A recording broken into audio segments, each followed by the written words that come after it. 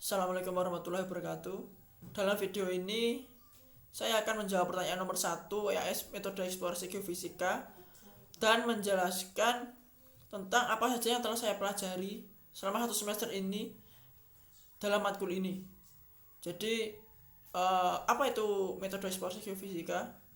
Yang saya pahami yaitu metode eksplorasi geofisika ini digunakan untuk mempermudah kita untuk cara kita mengekspor atau mengobservasi bagaimana bentuk permukaan tanah, bagaimana isi dari permukaan tanah itu, dan apa saja yang terjadi di permukaan tanah. Nah, dalam metode eksplorasi geofisika menggunakan beberapa parameter untuk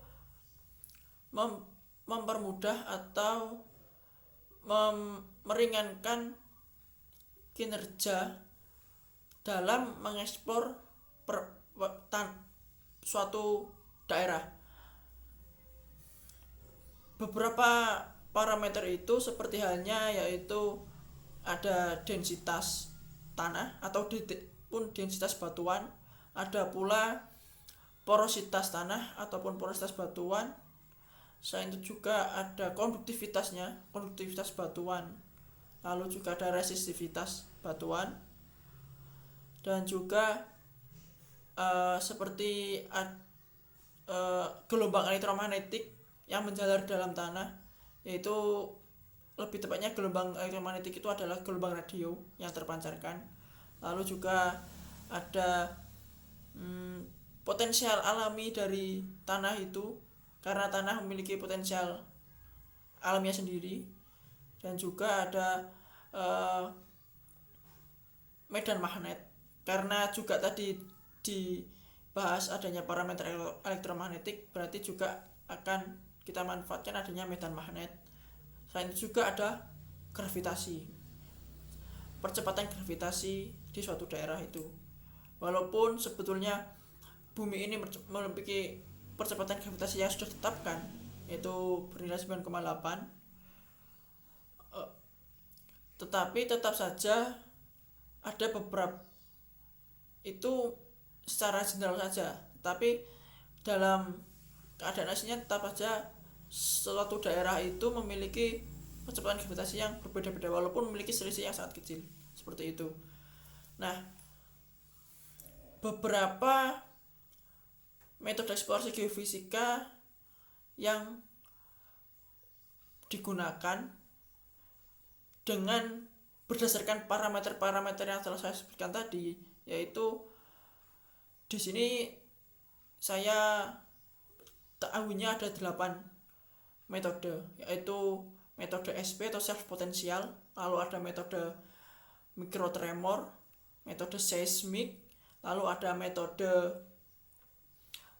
surface wave atau gelombang permukaan, ada juga metode resistivitas atau geolistrik, ada juga lalu metode magnetisasi, lalu ada metode gravitasi, dan juga yang terakhir itu ada metode VLF. Nah,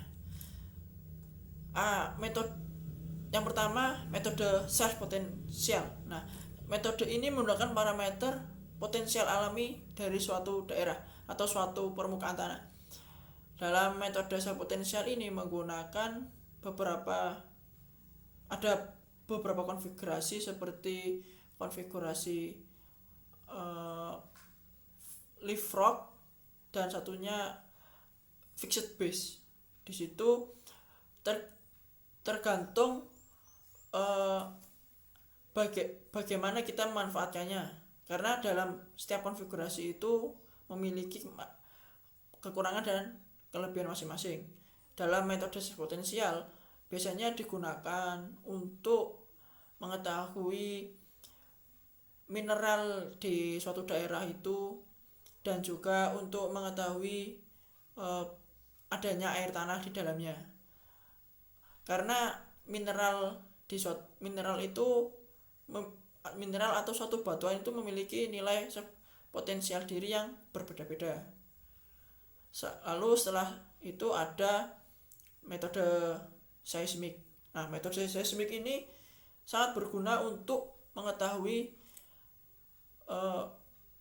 gempa, adanya gempa. Karena memang metode seismik ini berfungsi untuk mengetahui sumber-sumber gempa yang terjadi, untuk mengidentifikasi adanya gempa di suatu daerah. Nah, dalam metode seismik, parameter yang digunakan itu yaitu kecepatan gelombang geser, di mana dalam metode ini terdapat dua gelombang, yaitu gelombang permukaan dan gelombang dalam. Nah, lalu ada juga mikrotremor. Nah, mikrotremor ini juga merupakan salah satu cabang dari metode seismik, tetapi dia lebih mudah penggunaannya dan pemanfaatannya itu juga berbeda parameternya, karena yang digunakan merupakan parameter gelombang mikro atau gelombang-gelombang yang lebih kecil, seperti halnya ada aliran angin ataupun gelombang air laut, dan juga bisa juga seperti getaran di suatu jalan raya, seperti itu. Dalam metode mikrotremor biasanya sangat berfungsi dan bermanfaat untuk mengetahui indeks kerentanan tanah ataupun indeks kerentanan suatu bangunan. Setelah itu ada metode surface wave atau gelombang permukaan. Gelombang permukaan tadi juga merupakan salah satu komponen dari gelombang seismik, di mana gelombang permukaan ini lebih spesifik lagi, yaitu penggunaannya hanya menggunakan gelombang permukaan saja, di mana dalam gelombang permukaan juga terdapat dua komponen lagi, yaitu gelombang Love dan gelombang Rayleigh. Nah, kedua gelombang ini sangat berpengaruh terhadap gelombang permukaan, karena dua gelombang ini memiliki arah yang berbeda dan arah rambat yang berbeda dan juga arah gelombang yang berbeda itu. Nah, dalam gelombang permukaan ini juga banyak dimanfaatkan dalam eksplorasi hidrokarbon, juga bisa air tanah juga bisa, dan juga untuk eksplorasi kerentanan di suatu bangunan bendungan. Nah, karena kan dia juga memanfaatkan adanya kecepatan gelombang geser, di mana kecepatan gelombang geser ini akan membuat suatu kurva yang akan membuat kurva itu akan terdapat anomali atau tidak di sana. Nah, setelah itu metode VLF. Nah, VLF ini memanfaatkan adanya gelombang elektromagnetik yang terpancarkan. Gelombang elektromagnetik yang terpancarkan ini yaitu gelombang radio yang berasal dari suatu pemancar, dan kebetulan di Indonesia ini itu dia merupakan receiver. Jadi dia itu menerima gelombang elektromagnetik dari suatu pemancar. Nah, pemancar itu ada dari Australia dan lain negara lagi. Nah, dalam memanfaatkan gelombang elektromagnetik ini ada dua gelombang lagi, yaitu gelombang primer, bukan gelombang sih, tapi medan primer dan medan sekunder. Untuk mengetahui kenampakan suatu permukaan di suatu daerah, kita memerlukan adanya medan primer dan medan sekunder, yang mana selisih dari kedua medan itu akan memproyeksikan kenampakan dari permukaan suatu daerah itu. Lalu ada juga metode resistivitas yang memanfaatkan adanya parameter resistivitas. Nah, dimana karena semua batuan itu memiliki nilai resistivitas yang berbeda-beda, dan juga nilai resistivitas batuan itu lebih besar dibandingkan nilai konduktivitasnya. Oleh karena itu, untuk mempermudah dalam eksplorasinya kita dan mempermudah untuk mendapatkan datanya, kita perlu memanfaatkan adanya nilai resistivitas ini. Nah, resistivitas ini biasa digunakan juga untuk menentukan aliran air tanah ataupun tempat minyak atau hidrokarbon itu, dan juga adanya kejernihan air tanah seperti itu. Lalu juga ada metode magnetisasi.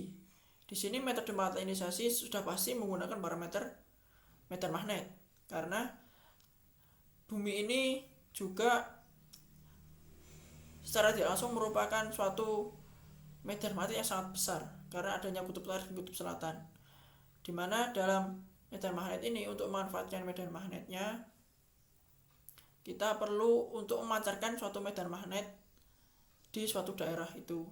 Nah, manfaatnya metode ini bisa digunakan untuk salah satunya itu untuk mengeksplor suatu situs sejarah, dan ini sangat bermanfaat untuk para arkeolog dalam membuat atau menemukan suatu situs sejarah yang baru seperti itu.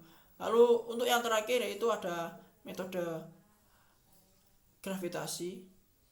Ini merupakan metode yang memanfaatkan percepatan gravitasi suatu daerah, di mana parameter yang digunakan itu menggunakan densitas suatu batuan, karena densitas suatu batuan ini akan menggerak partikel-partikel dalamnya itu, kerapatan suatu batuan ini akan menggerakkan menentukan gaya tarik menarik antar suatu partikel di dalamnya yang akan membuat adanya gravitasi ini, nilai percepatan gravitasi di suatu daerah seperti itu. Nah, dalam metode eksplorasi geofisika secara umum itu memiliki 3 tahapan, yaitu untuk yang pertama observasi, yang kedua pengolahan data, dan yang ketiga itu interpretasi data. Dalam observasi itu menggunakan berbagai metode tadi untuk mendapatkan datanya dengan data yang sesuai dengan kita inginkan, parameter yang kita inginkan, lalu kita olah. Pengolahannya pun dalam setiap metode itu bisa berbeda-beda, bisa sama, tergantung parameter yang digunakan. Dan juga untuk interpretasinya biasanya menggunakan beberapa aplikasi seperti geosi, ataupun dalam interpretasi ini itu lebih tepatnya untuk menampakkan bagaimana suatu kontur suatu daerah itu. Jadi kita bisa tahu di daerah ini itu nilai resistivitasnya itu berapa, mineralnya itu apa, ketinggiannya berapa, dan juga dari interpretasi ini kita bisa mengetahui apa saja yang ada di dalam tanah itu. Jadi selama semester ini yang saya pahami, metode eksplorasi geofisika ini sangat bermanfaat untuk berbagai hal, dan juga membutuhkan beberapa ilmu lagi untuk expert dalam bidang ini, karena yang parameter-parameter yang dipakai itu tidak hanya parameter geofisika, karena kita butuhkan ada instrumen, adanya komputasi juga, dan juga adanya pengetahuan tentang material dan bahan material, suatu identifikasi material seperti itu. Sekian dari saya, terima kasih. Wassalamualaikum warahmatullahi wabarakatuh.